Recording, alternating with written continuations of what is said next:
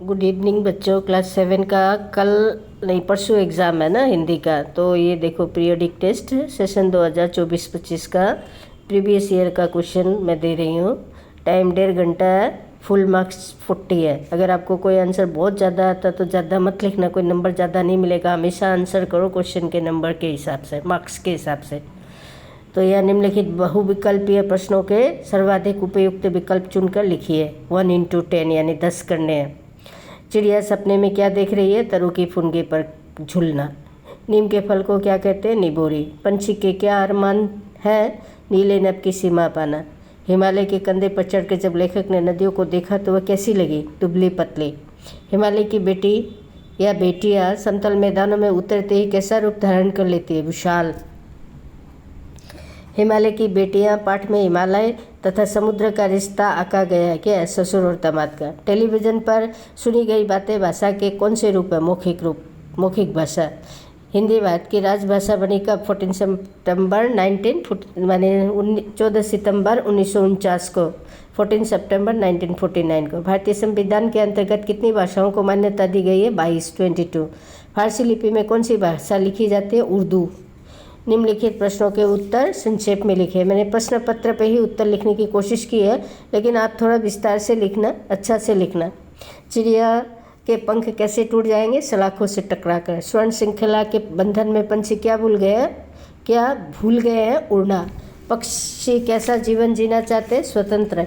लेखक नागार्जुन ने हिमालय की बेटियां पाठ में संभ्रांत महिला कहकर किसे संबोधित किया है? नदियों को। दूर से देखने पर लेखक को नदियाँ कैसी लगी? बड़ी गंभीर, शांत, अपने आप में खोई हुई सी।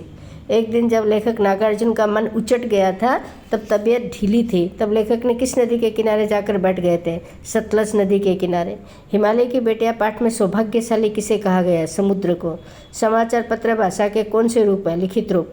मेवाती बोली कहाँ बोली जाती है? राजस्थान में। विश्व हिंदी दिवस कब मनाया जाता है? 10 जनवरी को। भाव स्पष्ट कीजिए। या तो क्षितिज मिलन बन जाता है या तंती सांसों की डोरी। बहुत शॉर्ट में मैंने कहा है, अगर नहीं लिखोगे और ये लिख दोगे तो थोड़ा तो मिलेगा, लेकिन जो मैंने कॉपी में लिखा है वो लिखने से बहुत अच्छा मिलेगा। मतलब पक्षी बोलो, पंछी बोलो या पक्षी बोलो, इतना उड़ना चाहते हैं कि धरती और आकाश एक हो जाए।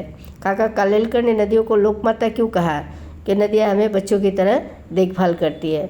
नदियों से होने वाले कोई 2 लाभों के बारे में लिखे, यानी प्रॉफिट। जल पीने के काम आना और खेती करना। व्याकरण के कितने अंग हैं? 3। वर्ण विचार, शब्द विचार और वाक्य विचार। गुरुमुखी पंजाबी भाषा की लिपि है। बांग्ला बंगाली है। मराठी देवनागरी है। अंग्रेजी रोमन है। निम्नलिखित विषयों में से किसी एक विषय पर 120 से 130 शब्दों में एक अनुच्छेद लिखिए। तो इसमें तो आप माहिर ही हो, लिख ही लोगे। 5 नंबर का है, कम से कम 1 पैराग्राफ तो लिखना या 1.5 पैराग्राफ जरूर लिखना। अपना ख्याल रखना। और यहाँ नंदिनी का दिया गया, इसे भी पढ़ देते हैं। निम्नलिखित प्रश्नों के उत्तर लिखिए। 1 into 5। पाँचों ही प्रश्न कंपलसरी है। कंस के भय के कारण कृष्ण का लालन पालन कहाँ और किसके घर में हुआ था? गोकुल में, नंद के घर में हुआ था।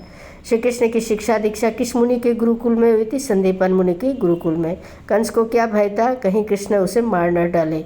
हस्तिनापुर का राजा कौन था? धृतराष्ट्र। महाभारत के युद्ध में किसने किसके सारथी थे, यानी किसके रथ चला रहे थे? अर्जुन के। होप कि आपको अच्छे नंबर मिलेंगे, लेकिन मेरे वीडियोस और रील्स लाइक और शेयर जरूर करो ताकि मेरे साथ पूरा न्याय हो सके, क्योंकि मैं आप लोगों से बहुत प्यार करती हूँ। और मैं इसे इंस्टा में भी ही अपलोड करूँगी, लेकिन इंस्टा में पूरा नहीं जाएगा। पूरा देखने के लिए यूट्यूब में आना होगा, क्योंकि सफलता के लिए कोई शॉर्टकट रास्ता नहीं होता मेरे दोस्तों, मेरे बच्चों। Bye, take care, good evening.